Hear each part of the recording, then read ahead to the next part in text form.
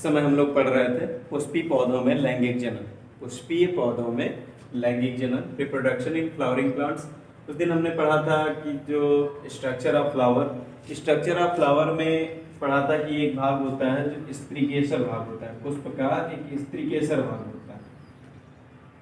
स्त्रीकेसर भाग जो होगा, स्त्रीकेसर भाग ये पुष्प का मादा जनन भाग होता है, मादा जनन भाग होता है, पुष्प का मादा जनन भाग होता है। इसके 3 भाग होते हैं कि इसका स्ट्रक्चर इस टाइप का होता है। स्त्रीकेसर या अंडक जो होता है, कार्पल जो होता है, इसका स्ट्रक्चर ऐसा होता है, इस टाइप का,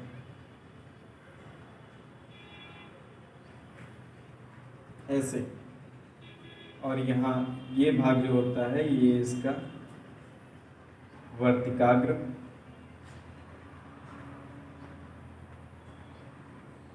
और ये वर्तिका,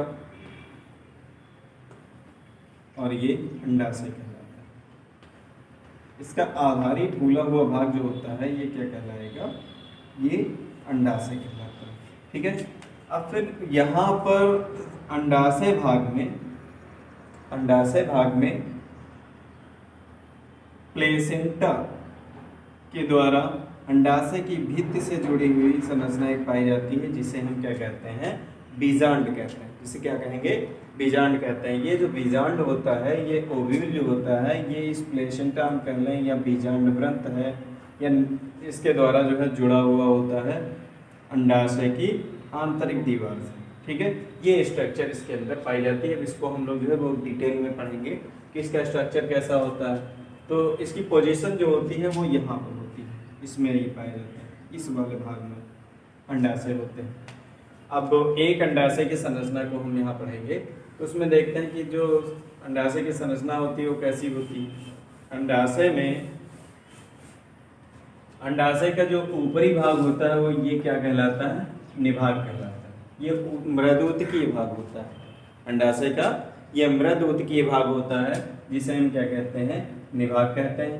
और तो हम देखते हैं कि बीजांड की संरचना, बीजांड को अब हम डिटेल में पढ़ेंगे। बीजांड जो है, बीजांड में जो ऊपरी भाग होता है इसका ये मृदुतकीय भाग होगा, ये क्या कहलाता है, निभाग कहलाता है। बीजांड का मृदुतकीय भाग निभाग कहलाता है। और बीजांड में चारों ओर 1 या 2 आवरण होते हैं, 1 या 2 आवरण होते हैं जिन्हें हम क्या कहते हैं, बीजांड आवरण कहते हैं। जिन्हें क्या कहते हैं, बीजांड आवरण, जिन्हें हम बीजांड आवरण कहते हैं। अगर 2 बीजांड आवरण पाए जा रहे हैं, 2 आवरण है तो एक बाहर की ओर जो पाया जाता है उसे बाह्य आवरण, और जो भीतर की ओर होता है उसे हम अंतः आवरण कहते हैं। ठीक है। तो ये बीजांड आवरण होते हैं। बीजांड आवरण, दोनों साइड के जो बीजांड आवरण होते हैं ये आकर के ये एक में नहीं मिलते हैं, एक छिद्र जैसी संरचना यहाँ पर बनती है जिससे हम क्या कहते हैं, बीजांड द्वार कहते हैं। जिसे क्या कहेंगे, बीजांड द्वार या माइक्रोपाइल कहते हैं। इंग्लिश में इसको जो है माइक्रोपाइल, इंग्लिश में इसको क्या कहते हैं, माइक्रोपाइल या बीजांड द्वार कहते हैं। ये बीजांड द्वार होता है। ठीक है।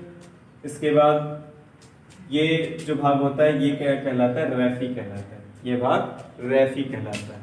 और ये बीजांड जो होता है, बीजांड व्रंत से जिस स्थान पर जुड़ा हुआ होता है, या हम कह लेंगे इसका जो संधि स्थल होता है उसे हम नाभिका या हाइलम कहते हैं। नाभिका या हाइलम कहते हैं। क्या कहेंगे, इसे नाभिका या फिर हाइलम कहते हैं। ठीक है। नाभिका या हाइलम जो भाग होता है, यहाँ ये इसका संधि स्थल होता है बीजांड और बीजांड व्रंत का। बीजांड जिस व्रंत के द्वारा जुड़ा हुआ होता है अंडाशय की दीवार से, उस अंडाशय की दीवार से जब जुड़ा होता है तो इस संरचना को हम बीजांड व्रंत कहते हैं। इस संरचना को क्या कहेंगे, बीजांड व्रंत कहते हैं। ठीक है। अब इसके अंदर का स्ट्रक्चर देखते हैं। तो इसके अंदर ये 7 कोशिकीय और 8 केंद्र की संरचना पाई जाती है। इसे हम क्या कहेंगे, इसे भ्रूणकोश कहते हैं। इसे क्या कहते हैं, भ्रूणकोश कहते हैं। क्या कहेंगे, भ्रूणकोश या फिर एम्ब्रियो सैक। एम्ब्रियो सैक, इसे हम भ्रूणकोश कहते हैं। ठीक है, भ्रूणकोश में बीजांड द्वार की तरफ, भ्रूणकोश में बीजांड द्वार की ओर 3 कोशिकाएं होती हैं, जिनमें से 2 पार्श्व कोशिकाएं होती हैं, 2 पार्श्वी कोशिकाएं जिन्हें हम सहायक कोशिकाएं कहते हैं। 2 पार्श्वी कोशिकाएं जो होती हैं उन्हें हम सहायक कोशिकाएं कहते हैं। 2 पार्श्वी कोशिकाओं को सहायक कोशिकाएं कहेंगे। और मध्य में एक कोशिका होती है जिसे हम अंड कोशिका कहते हैं। मध्य में जो कोशिका होती है उसे हम क्या कहेंगे? अंड कोशिका कहते हैं। और ये जो अंड कोशिका होती है ये मादा युग्मक का कार्य करती है। अंड कोशिका जो होगी ये किसका कार्य करेगी? मादा युग्मक का कार्य करेगी। इसमें नंबर ऑफ क्रोमोसोम जो होगा वो कैसा होता है? हेप्लॉइड होता है। नंबर ऑफ क्रोमोसोम हेप्लॉइड, या फिर हम कह लें हिंदी में गुणसूत्रों की संख्या जो होती है, गुणसूत्र जो होते हैं इसमें अगुणित होते हैं। ठीक है, गुणसूत्रों की संख्या क्या होती है? अगुणित होती है। ठीक है, और फिर इसके बाद बीच में दोनों ओर के जो ध्रुवीय केंद्रक होते हैं, दोनों ओर के ध्रुवीय केंद्रक ये पास आ करके और किसका निर्माण करते हैं? द्वितीयक केंद्रक का। इस संरचना को हम क्या कहेंगे? द्वितीयक केंद्रक। और फिर दूसरे इसके जो है किनारे पर माइक्रोपाइल, या हम कह लेंगे बीजांड द्वार के जो जस्ट विपरीत दिशा में जो या उसके सम्मुख जो स्थित जो कोशिकाएं होती हैं इन्हें हम क्या कहते हैं? प्रतिमुख कोशिकाएं कहते हैं। इंग्लिश में इसे एंटीपोडल सेल कहते हैं। एंटीपोडल सेल कहते हैं। ठीक है, एंटीपोडल सेल कहा जाता है। ठीक है, ये प्रतिमुख कोशिकाएं होती हैं, ये इसका स्ट्रक्चर होता है। ये जो माइक्रोपाइल भाग होता है या बीजांड द्वार जो होता है कि जब वो जैसे परागनलिका है, परागनलिका आती है तो वो इस टाइप से आएगी और ये परागनलिका इसी बीजांड द्वार से अंदर की ओर प्रवेश करती है। जैसे परागनलिका है, इसका शीर्ष भाग फट जाता है और शीर्ष भाग जब फटता है तो ये इसके अंदर प्रवेश कर जाती है और प्रवेश करके अपना जो भी न्यूक्लियस जो इसमें होता है वो इसको यहाँ अंड कोशिका तक पहुंचाने का कार्य करती है। डायरेक्ट अंड कोशिका में नहीं पहुंचाती है, ये पहले सहायक कोशिका में रिलीज करेगी, फिर यहाँ से अंड कोशिका में जाता है न्यूक्लियस, और 2 न्यूक्लियस मिलकर के इसको क्या करते हैं कि ये फर्टिलाइज होते हैं और इससे युग्मक बनता है। दोनों न्यूक्लियस होंगे आपस में फर्टिलाइज होते हैं और इनसे युग्मक का निर्माण होता है, युग्मक बनता है। ठीक है, और फिर ये संरचना जो होगी इसमें ये देखते हैं यहाँ पर ये जो परागनलिका है, ये परागनलिका जैसे नीचे की ओर आ रही फिर ऊपर की ओर कैसे मुड़ जाती है? तो ऊपर की ओर मुड़ने का कारण ये होता है कि जब परागनलिका ऊपर की ओर मुड़ेगी मीन्स यहाँ पर क्या होता है?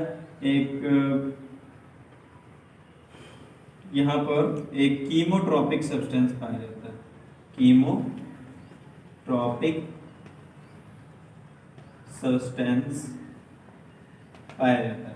कीमोट्रोपिक सब्सटेंस पाया जाता है जो क्या करता है? इसको अट्रैक्ट करता है, या हम ये कह लें कि ये जो परागनलिका होती है ये ऊपर की ओर बीजांड द्वार की ओर मुड़ जाता है। ठीक है, तो इसके बाद अब हम लोग पढ़ेंगे, ये अभी जो है रिप्रोडक्शन था, रिप्रोडक्शन इन फ्लावरिंग प्लांट्स, पुष्पीय पौधों में लैंगिक जनन। अब हम लोग पढ़ेंगे मानव में लैंगिक जनन, जो कि हम नेक्स्ट वीडियो में पढ़ेंगे।